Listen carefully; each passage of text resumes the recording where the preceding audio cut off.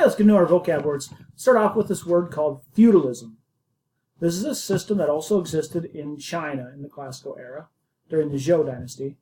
It is a system where you have the king is on top, but the king doesn't really have that much power.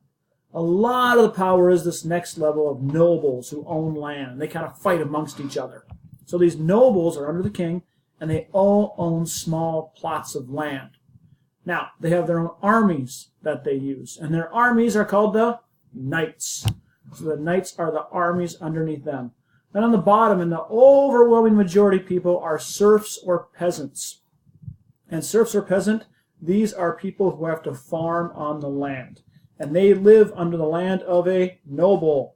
And the noble pretty much owns the land, and the serfs and peasants are nearly slaves. They have to live in the land, they have to work there, and they have to give a lot of their crops over to the noble. And these are the really rich and powerful people. And the king's on top, but the king doesn't really have a lot of power, and in many cases can't control what the nobles do. Also, this time in Europe, the church officials in the church had a lot of power as well. That is feudalism. Our next word is economics. Economics is basically the study of how we work for and how we use our resources. So economics includes the resources we get from the ground, diamonds, oil, all those kind of things.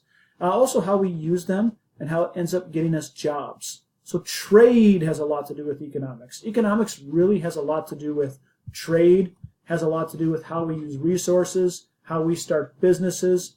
All of this follows under economics. And our last word is part of feudalism, a peasant or a serf. A peasant or a serf is a poor farmer who doesn't own their land, and they work for a noble, and they have to turn over a lot of their taxes. They're uneducated most of the time, and many times in this time in history, during the post-classical era, they would live and die on the same piece of land they would work for their entire life.